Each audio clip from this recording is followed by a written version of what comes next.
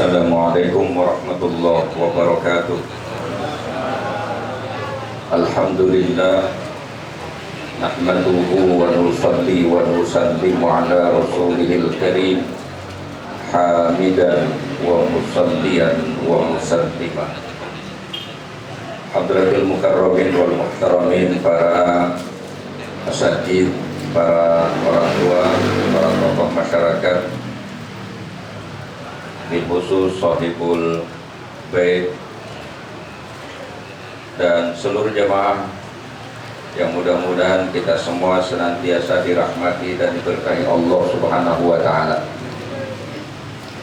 Begini nasibnya penceramah begini nih, jamaah enak, dia makan, kita suruh ngomong, terdah habis tinggal pulang. Bagiannya begitu. Alhamdulillah, malam ini kita bisa hadir dalam acara haul pertama wafatnya orang tua kita, Bapak Haji Hamdani, dan juga dua anak beliau yang mengiringi sebelumnya dan yang mengiringi kemudian. Tanpa terasa perputaran 1 tahun terasa begitu cepat. Baru kemarin kita merasa kumpul tahlilan di tempat ini, dan sekarang sudah masuk 1 tahun. Seperti itu juga terasa perjalanan hidup kita begitu cepat. Ketika kita mencapai umur 40 tahun, maka memasuki fase 50-60 itu begitu cepat. Begitu juga perputaran dunia. Ada satu hadis disebutkan bahwa la taqumus sa'ah hatta yataqarabaz zaman. Tidak akan terjadi kiamat sampai waktu terasa begitu saling berdempetan, begitu cepat. Dulu kalau habis maghrib kita main lari-larian, udah pada keringetan, udah capek, belum isya. Sekarang kita turun dari masjid, kita pulang ke rumah megang HP, sebentar orang azan isya. Begitu cepat. Nih kita pulang tahlil dari sini, kita kongkoh sebentar di rumah, pulang, apalagi megang HP juga. Ujung-ujung udah tahu jam 1. Percepatan waktu sebenarnya sama, hitungannya 24 jam. Tapi karena ada banyak kepentingan dan banyak urusan yang melalaikan, maka terasa kemudian hidup ini begitu cepat. Berbeda kalau hadir di pengajian atau kita wirid umpama, kita ibadah umpama, begitu terasa lama. 20 rakaat itu habis sholat isya kita taraweh begitu lama, apalagi imamnya adalah letan dikit, itu pengen buru-buru kabur aja itu. Perasaan udah lama banget, bayang itu kalau udah basi kayaknya. Padahal sama saja. Inilah memang kehidupan kita berputar, bergerak dan berganti generasi.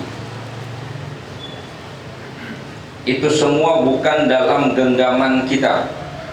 Hidup dan kehidupan itu mutlak seutuhnya ada dalam kuasa dan genggaman Allah Subhanahu wa Ta'ala. Bahkan hidup dan mati kita ini manusia, sama sekali tidak ada unsur intervensi campur tangan manusia. Hidup dan mati kita termasuk urusan nasib kita, yang kita kadangkala dengan bahasa yang sedikit tidak pantas kita menyebut dengan bahasa ingin merubah nasib. Itu kan kayak tahu aja nasibnya merubah, bisa aja itu.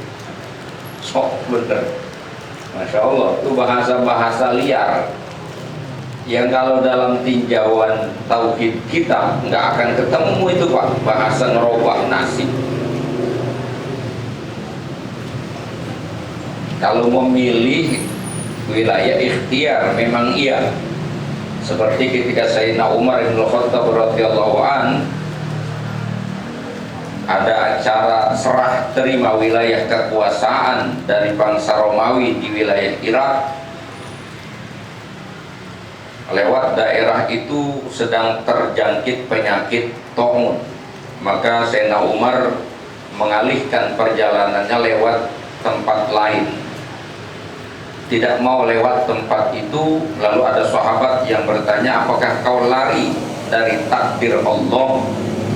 Kata Sayyidina Umar, aku berlari dari satu takdir mencari takdir yang lebih baik.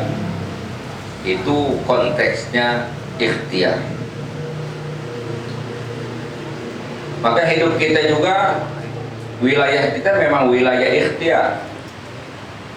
Tapi apapun yang terjadi pada akhirnya sudah menjadi ketetapan Allah, termasuk hidup dan kehidupan kita. An-Nahl ayat 70. Kita bisa baca ayatnya, wallahu khalaqakum tsumma yatawaffakum. Allah yang menghidupkan kamu, kemudian Allah yang akan mematikan kamu. Terciptanya kita, hidupnya kita, lalu matinya kita sama sekali. Kita tidak punya kuasa menentukan kapan kita hidup, di mana kita lahir. Itu mutlak ketetapan Allah.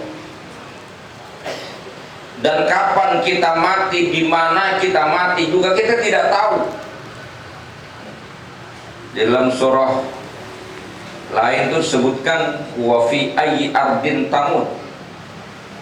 Di antara rahasia yang tidak kita tahu adalah kita tidak tahu kita akan mati di negeri mana.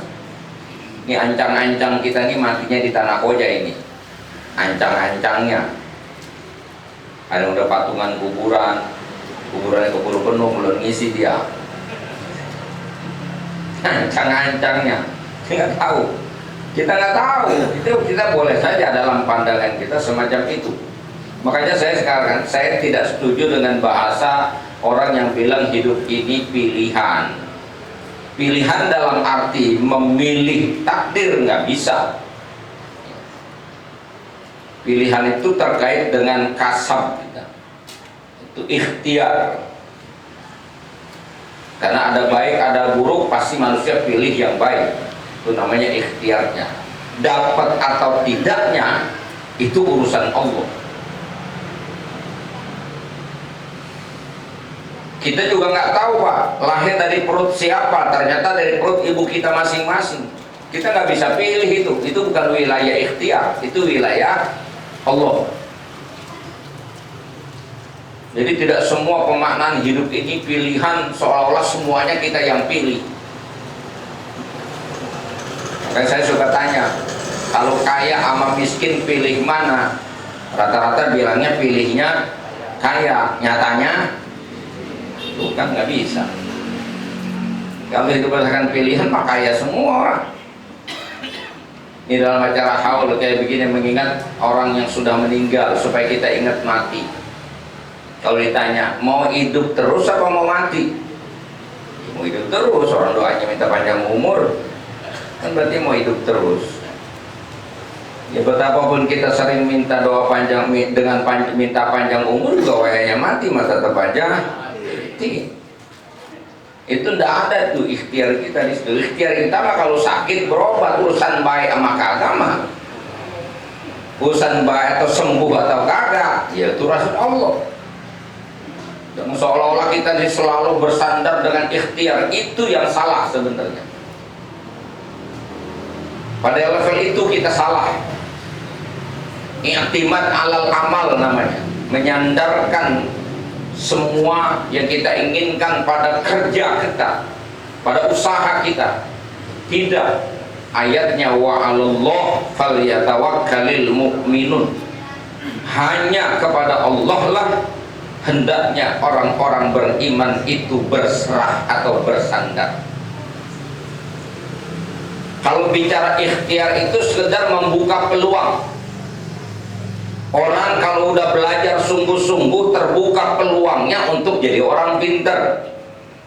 Orang usaha sungguh-sungguh dengan cara yang benar, dengan strategi yang benar, itu membuka peluang untuk berhasil mencapai cita-citanya. Itu namanya ikhtiar, sekedar membuka peluang.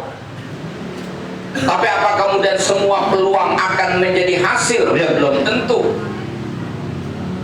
Main bola kadang-kadang goal positionnya 70% itu, nyerang mulu, nyerang kagak gol-gol. Begitu bola ditendang sama kiper sebelah, ternyata serangan balik tak terduga jadi gol. Nyerang kagak, ujung-ujung masukin, ini nyerang mulu, gagal. Ngomong apa emang?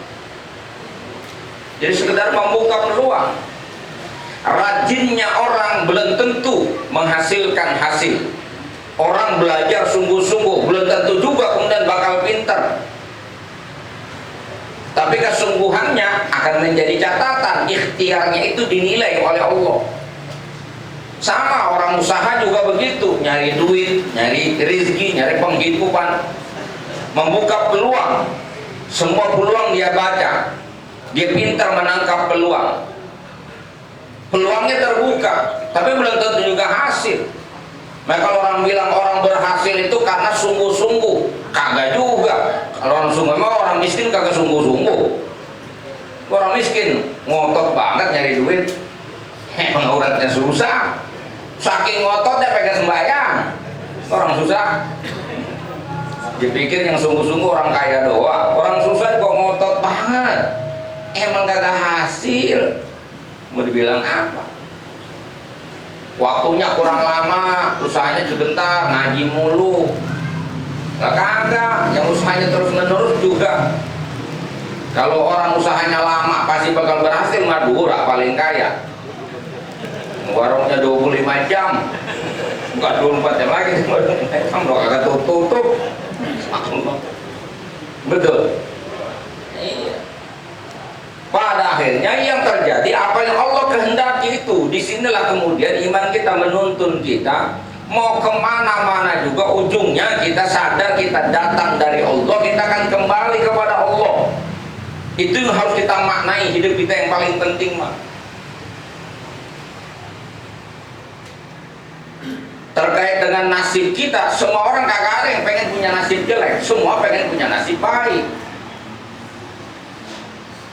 Maka kalau tadi bicara umur di ayat 71-nya bicara tentang nasib itu. Wallahu faddala ba'dakum 'ala ba'din fir rizq. Allah yang melebihkan sebagian kamu atas yang lain dalam urusan rizki. Haji Mail memang uratnya kaya, ya kaya. Jadi rumah mulu karena duit ngalir aja masuk. Nanti jalannya nggak usah ngenes, Pak. Udah begitu, sudah begitu takdirnya. Allah yang nentuin, bukan kita. Makanya nanti pada saat ada orang bersungguh-sungguh lalu dia berhasil, dia katakan saya ini kaya karena saya rajin, saya ini berhasil karena saya pintar. Musyrik dia. Kenapa? Inna rabbaka yabsutur rizqa liman yasha wa yaqdir. Tuhanmu yang meluaskan rezeki bagi yang ia kehendaki, dan Tuhanmu yang menyempitkan rezeki untuk orang yang ia kehendaki. Jadi kalau kita berhasil ketika kita ikhtiar itu sekedar kita membuka peluang dan kita yakin takdir Allah yang berlaku, maka ketika berhasil kita tidak akan berkata begitu. Kita katakan ini semata-mata karunia dari Allah Subhanahu wa ta'ala. Bukan karena saya rajin nabung, bukan karena saya pintar, bukan karena saya rajin. Kalau ngomongnya kayak begitu, itu udah diucap duluan oleh Allah, udah diucap duluan oleh Qarun dulu, yang dihikayatkan oleh Allah ketika Qarun bilang innama utituhu ala ilmin indi. Saya ini punya benda banyak ini karena ilmu saya. Saya diberikan ini karena saya punya ilmu. Sombongnya keluar. Dia tidak katakan itu dari Allah. Makanya ketika Allah minta untuk dikeluarin zakatnya, dia menolak karena dia merasa ini hasil usaha dia. Dia merasa tidak ada siapapun yang berwenang untuk mengatur harta dia, karena dia yang berusaha sungguh-sungguh. Nah, kita yang udah baca Quran, sikap kita masih kayak begitu, kan berarti sama saja nih copy paste-nya Korun itu. Nggak berasa itu.